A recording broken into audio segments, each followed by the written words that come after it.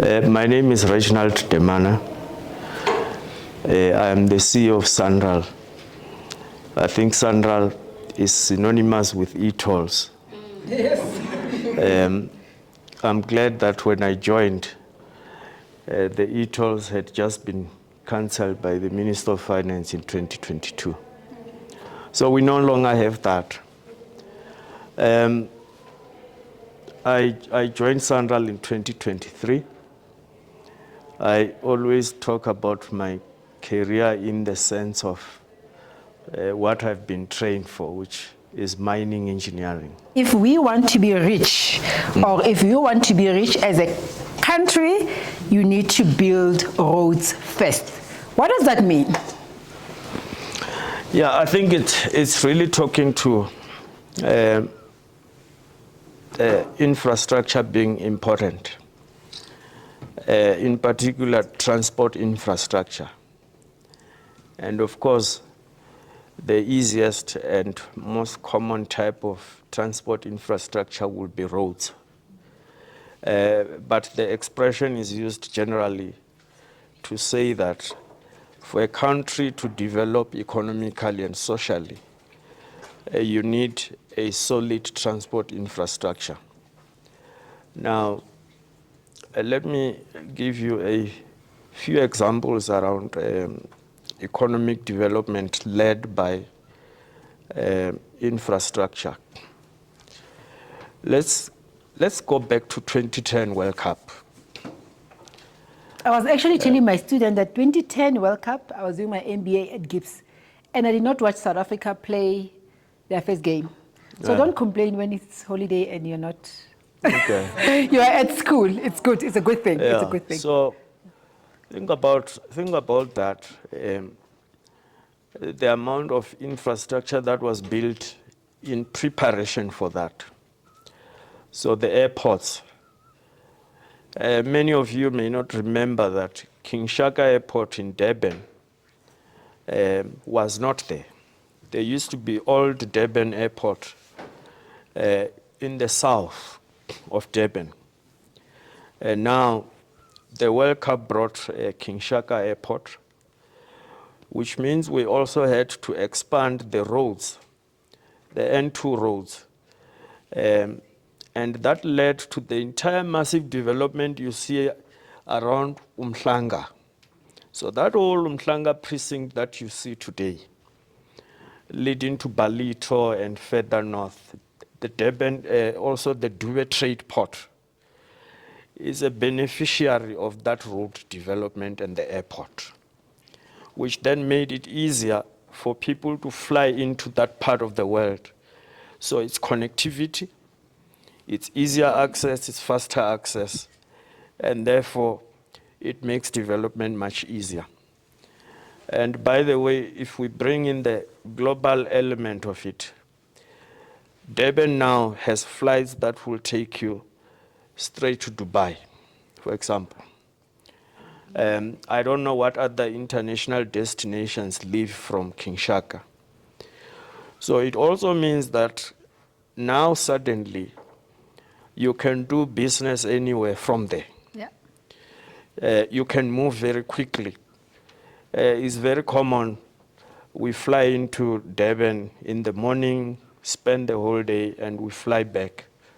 And it's just like any other day in the office in Joburg, but you have spent it in Durban doing other things. So that's one illustration of how Durban North developed as a result of infrastructure. So roads started, the airport came, and the rest of the developments followed. Yeah. Maybe let's come back here to Johannesburg. The Gautrain development. The Gautrain development makes it very easy that I can fly out tonight, and first thing in the morning I'll be in London. And I will have my meetings, spend the whole day in London, fly back, and then the following day I will catch a Gautrain in the morning, and I'll be here at 8 o'clock having another meeting. So effectively, I have left for one business day. The only people who knew I was not there are my family because I didn't sleep at home. But the rest of you, you will only think I was out that day for meetings. So that's how easy connectivity through infrastructure makes doing business easier and of course accelerates globalization. If we maybe bring it back to the continent, I was doing some research on a few projects. Let's go to Zambia, Zimbabwe, Namibia, and Botswana. There's a point there where both countries, all four countries meet. It's called a quadripoint in Kazungula then. There's a massive river, the Zambezi River. And of course, it means that in order to move to the other country, you were using ferries and barges and all of that. Very complicated things. You can't move heavy cargo across using such barges. There's always a limitation. So they've built the bridge, almost one kilometer bridge across the river. It connects currently Zambia and Botswana. Zimbabwe didn't want to join. It was going to also connect Zimbabwe.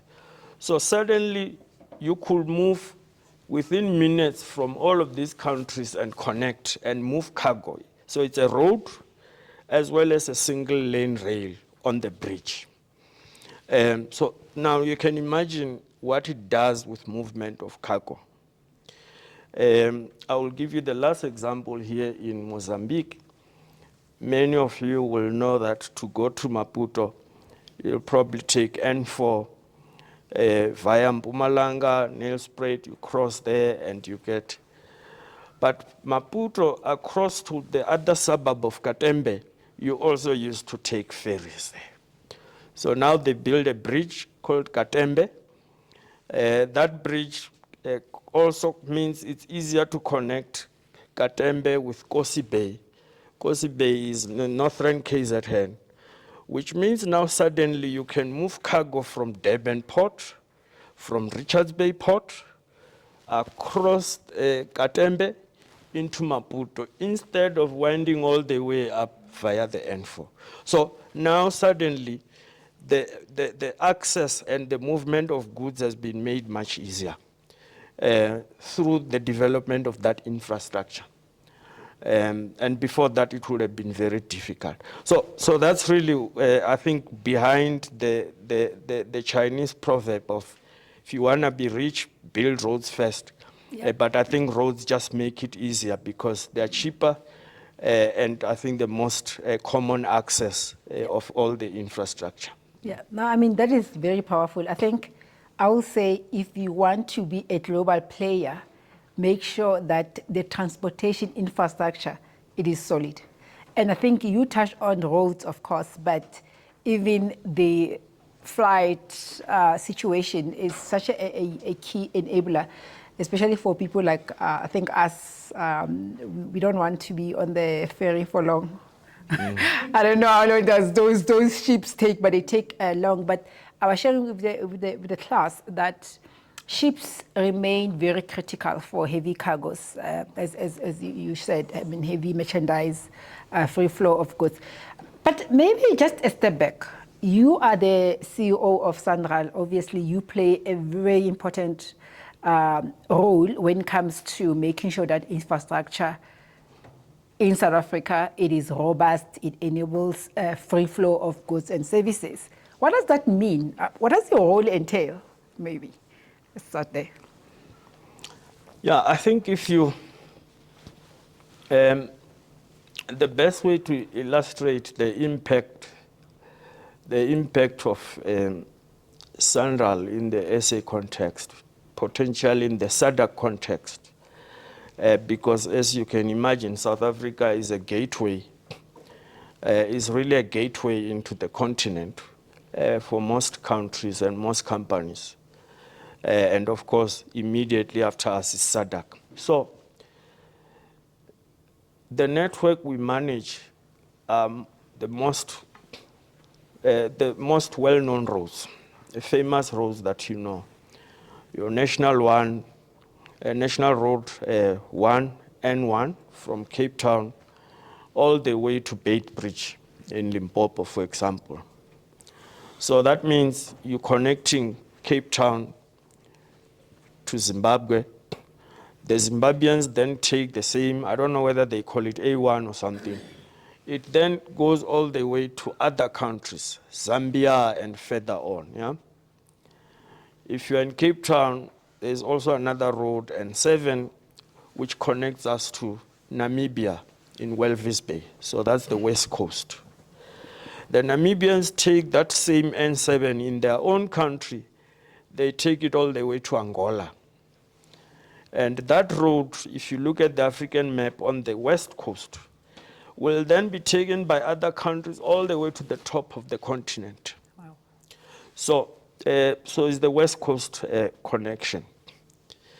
If you look at the N2, it starts again in Cape Town to cross what people refer to as the Garden Route, your PE, Knysna, all of that, Eastern Cape, into KZN, through Durban, Richards Bay, all the way to Maputo.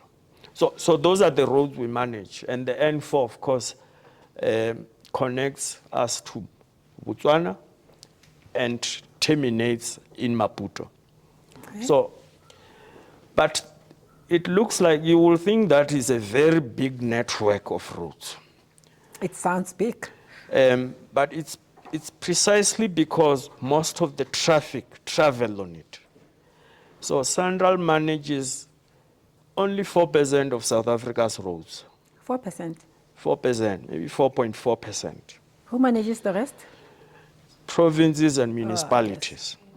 Okay. Now, for that 4.4% carries 32% of all vehicle traffic annually. So it's almost a 10 times multiplier. But when it comes to freight, your cargo, it carries 70% of all cargo in South Africa, that 4%. Sure. So suddenly you can begin to see its importance in terms of these routes are economic corridors. Yes. Of not only the country, but SADC, because you take things from Cape Town, from Durban, from Maputo, you're connecting them, you're taking them elsewhere in the continent, you carry things from inland to the coast, so and vice versa, of course.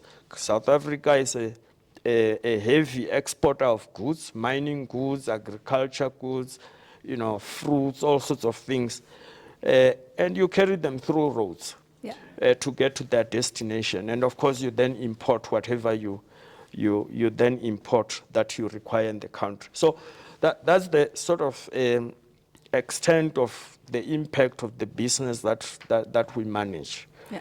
And if you are in the current environment where your rail networks, whether it's Transnet or PRASA, they are slowly, of course, recovering the corridors and the routes and increasing the volumes.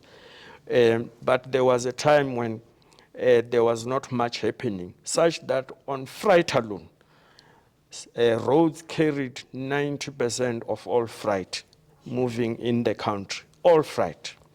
So yeah, that's sort of the perspective of why the type of work we do is important for economic development as well as social development. Spot on. I mean, I think a lot of us, when you talk Sanral, you guys think about e-tolls, right? Yes.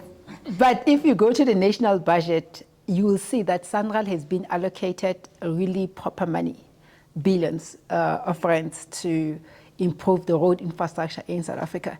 So maybe with that, what are some of the priorities that Sanral has?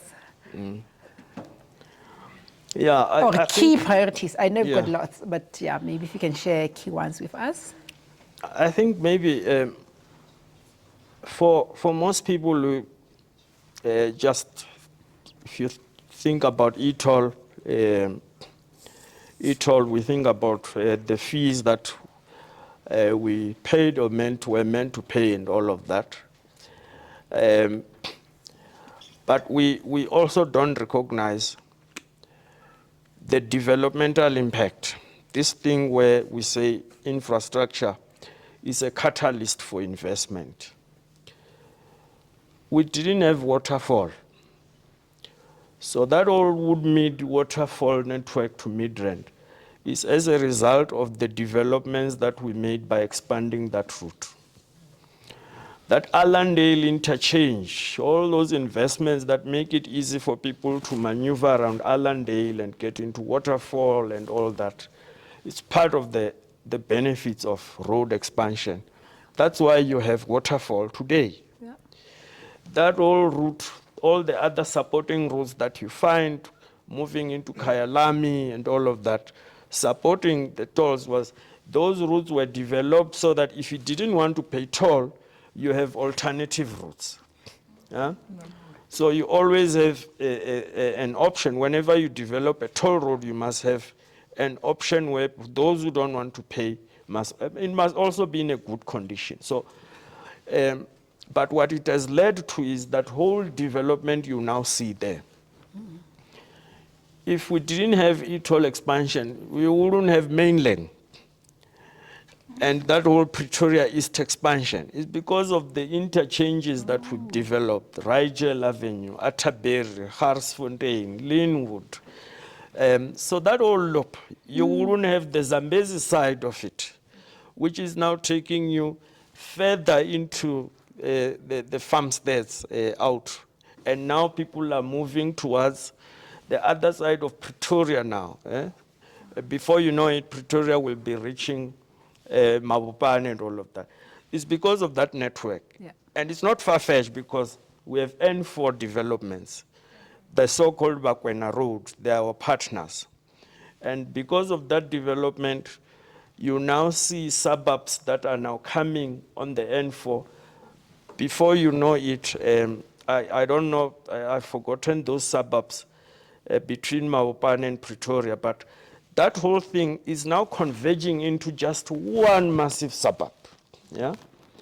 And I will argue that the more that develops towards Mabopane, Harangu, and Soshanguve, the more those areas will also become semi-urban developments. They now start benefiting because of money flowing. Yeah. So now you will soon have a very mega metropolis, just like New York. Yeah. So it just keeps developing and connecting, and we all now benefit through that. So that was the benefit of e-toll that many people don't see. So the priorities, most of them around how do we grow capacity of our roads in the most important economic corridors. N1 North to Limpopo. We need to now focus on that from Kranskop toll gate further on. So we must separate traffic. The road, when you pass there, is separated by, we put in yellow cones. There's lots of head-on collisions. But the minute you separate traffic with a hard barrier, even if it's a hard wall in between, but they can't interact, it improves safety considerably. Yeah. It even feels much safer than driving and there are multiple cars facing you and you know. So that's why it's important to separate traffic. If you look at N2, as I said, Emelo to Richards Bay, very old road, more than 20 years old now. We must now improve it as well. If you look at N1 after Bloemfontein towards Cape Town, also has lots of trucks. We must also separate traffic to make it much more safer and better and increase capacity. If you look at, of course, there's also some roads such as N11 from KZN, Mpumalanga to Limpopo, and it connects to Dal Bridge in Botswana. So what we're focusing on are these major economic corridors to make sure that the economy moves. Thanks for the opportunity. I think my question is around looking at the infrastructure now, and then in terms of where we are tracking, in terms of percentage, you can share if South Africa as South Africa where we are, looking at the strategy that you had, are we tracking closer? If you had a strategy maybe for 2030, and then also looking at still in South Africa, which province would you say you are looking at it and seeing a success in terms of road infrastructure? Uh, Afternoon. Thank you so much. So I've got two questions. I just want to know, in terms of Sanral, what are the challenges the Sanral actually face when it comes to the infrastructure development, specifically in rural areas? Then secondly, does it also, when building or developing a project, does it include the SMMEs within South Africa? My question is around the investment that was done to basically put up the e-tolls, that infrastructure. There's been multiple proposals around how we can repurpose a lot of that infrastructure to increase maybe the safety on our roads, or gather data from them, and etc. So I just want to know, what's your plan to actually reuse the infrastructure to actually gain a return on investment in the state? Thank you. Cool. Thank you. Thank you, Dr. P. So we have a question from Dr. Nell, who is listening online. The question is, so his question is, with no VAT adjustment to boost funding, and with many South African roads still poorly maintained, how can Sanral realistically compete in a globalized economy where efficient infrastructure is key to attracting investment and trade? Thank you. Thank you for the opportunity. So now, just to echo what George had asked, so I really wanted to find out, like, why does it take so long to fix roads that have been damaged? Like, for example, we have Prince Street, for example, that hasn't been fixed since a few years back, and it's one of those roads whereby economically within Joburg, it was a key driver. So what really takes, what causes that process to be prolonged for that road to be fixed? Yeah. Thank you. In the Constitution, roads are the type of infrastructure which every sphere of government has been empowered to manage their own roads. So when you have a so-called municipality, some municipality wherever you can think of in the deep rural areas, when they have roads in their boundaries, it's their roads. I can't tell them what to do about them.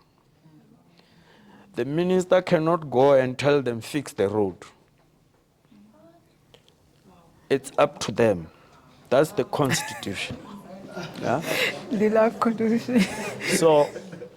So then it tells you how many municipalities are there in South Africa. Then the provinces themselves also, they also have roads, provincial road network. And then, of course, you will then have Sanral. And of course, when I talk about municipality, I'm also talking about the metros. So Joburg will have Johannesburg Road Agency that manages its own roads. So everybody is entitled to manage their own roads. But the standards are the same. So the standards that you see a Sanral road, of course the standards differ according to the class of a road. Class 1 road, class 2, 3, 4, and all, depending on what it is, what it must carry. So if it's a national road, of course, it has certain things, thickness, all of that, because it must carry trucks, all that. Yeah. But every road is designed using the same national standards. In fact, the same standards, most of them are adopted in the African continent, and South Africa's standards are the same as international standards. So there is no reason why you can go to any other country and find a different road compared to a Sanral road. It's the same. So I'm answering someone who mentioned around standards and all of that. So our roads, we measure them. In fact, we meet the international standards, our benchmark. If we don't meet them, it will be by margins of 1 or 2%. So that's that. The challenge with these 287 other authorities is only a very few of them will manage their roads very well. Somebody asked about which province would I say is successful.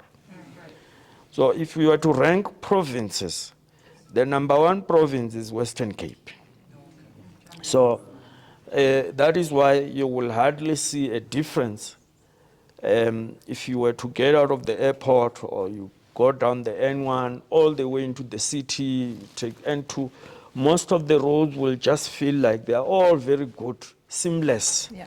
And look, it's because they spend the money on the roads. We can't say the same for many others. Of course, KZN also follows there very closely. Gauteng also used to be very well, but they've lost their ways from time to time. But they've also used to be quite good. So I think those are the sort of three provinces, and it makes sense because these are the most important economic centers: Gauteng, Western Cape, and KZN. I think KZN is getting battered because of climate change issues. It rains a lot and all that flooding, so their roads are taking a beating, which is why whatever small monies they might have, you're still building here, but you have to keep repairing. And because of the topography, the geography, and all of that in KZN, it doesn't help. So you're having a lot of mountain slopes, stability failure, all of that, which talks to a very different problem, by the way, which is of town planning. That a lot of our towns currently and the so-called informal settlements are not planned with roads and stormwater management in mind. So we are not planning these things with a view that they are able to handle and exit water safely out of the residential areas to flow out of, to get out of danger. So that's also a different challenge. But I'm just saying when it comes to road management, too many of us are managing roads, and because we are also entitled to do that. We're not sure money that is entitled to maintain roads. So government has a grant that is called Provincial Road Maintenance Grant. Ranges between 10 to 15 billion given to provinces annually. We are not able to track how much of that goes into the road. And the Minister of Transport is starting to look at what they call follow the money. There's also another grant which is given to municipalities. It's called MIG, Municipal Infrastructure Grant, MIG. We are also wanting to start looking at how do we follow that money to make sure that it is going into the road and it is being used for maintenance of roads. That talks to, you asked Bree, why would it take so long? I wouldn't know, because it's a different road authority that deals with that. Why they are taking so long in order to fix that. It also talks the same thing where you say, why are there so many potholes, and when things are damaged, we don't see people coming to fix that. Yeah. It talks to capacity, it talks to availability of money, state of readiness to work on that. Yeah. So maintenance is important. Infrastructure is a very forgiving asset because it can take many years of not being maintained once you have built it. But after 6, 7, 8 years, when it goes down, It collapses. there is proper. no stopping it. Yeah. So that's the same with roads. You can keep the debt where it is today. That does not create jobs. Yeah. That does not collect more tax. It just keeps things there. Yeah. So to lift people out of poverty, to address inequality, to reduce unemployment, we've got to be looking at economic growth. We've got to be investing in infrastructure that attracts investment.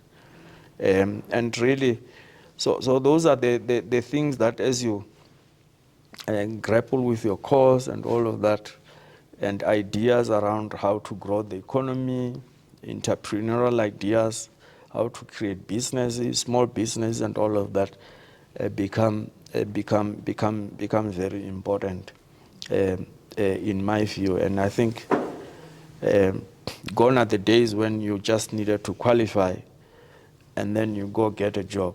Then you do your postgraduate and you get a salary increase, all of that. So it's a much different world that requires much different thinking and innovative ideas. But all the best. Hope to see you out there. Hope to see you out there. Thank you so much, Themba, as well. Thanks, everybody. Have a great weekend further.